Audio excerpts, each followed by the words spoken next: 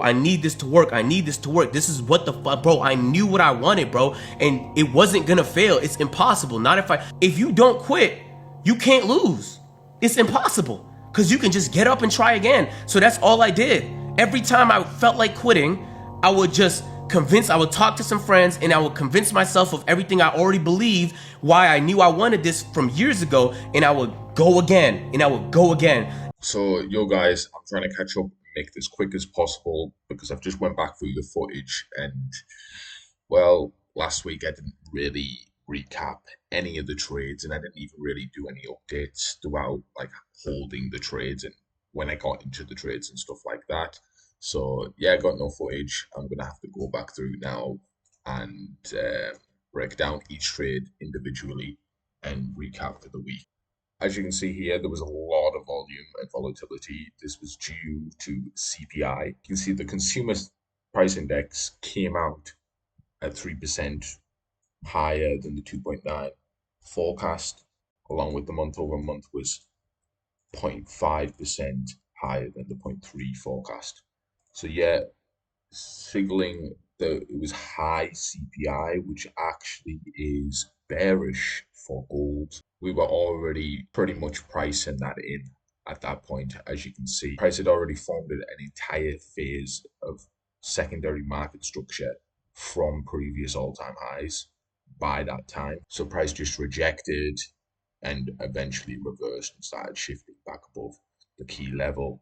And this was like perfect structure printing for us. Took some pretty risky buys, although like there was a correction somewhat. This happened in such a short amount of time. So basically, during the first half of the daily candle on Tuesday, we basically were just mooning into new all-time highs, and then all of a sudden, an hour into Asian session, we dump within like 15 minutes, we dumped 300 pips, over 300 pips.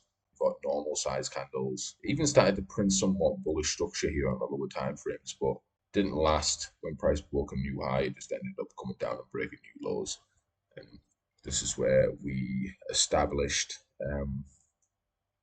a little bit of a support. I did take these because we retested, obviously, that previous broken structure, and we had somewhat of a secondary phase of market structure. It wasn't that large. We did actually create somewhat of a double bottom leading into London Open. So that looked good to me because we didn't break below these lows where we were rejected and started printing back above the key level. Also, when we printed and shifted structure above these highs here, we retested perfectly. Now, timing's matching up, price action's looking good. We haven't really created a double bottom at this point, but then we do go on to create some form of a double bottom. Fortunately, price just dies out and end up stopping us out anyway. So yeah, price just wanted to push deeper because it just simply didn't push that much on the intraday.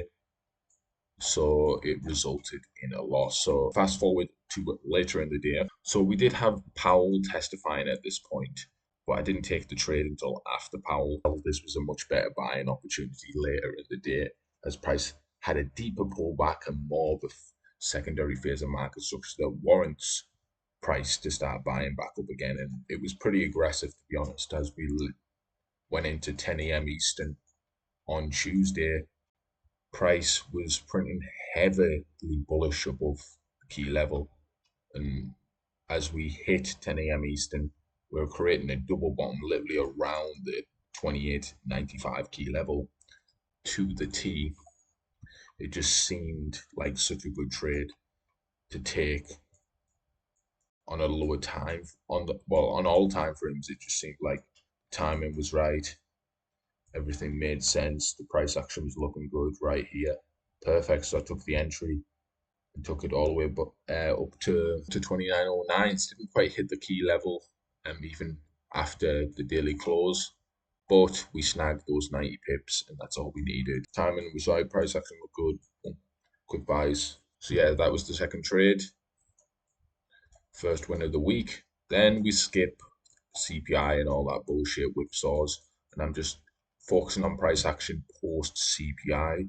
We come into the new daily candle around here, and we're printing up, breaking out into new highs, shifted above 29.12s at 10 p.m. Eastern. So like this was a little bit after Asian Open, but this was good because when we broke this like minor resistance level, you could say like the the breaking of the structure, we're breaking these highs into new highs, pull back, correction, and we reject them perfectly. I took these buys based on a low time frame double bottom as well, and it was 4 a.m. Eastern, so it was an hour after London session, post CPI into Thursday's new daily candle. We took buys above the 29.12s all the way into the 29.21s. That puts us up at 5R for the week, 2 wins, 1 loss.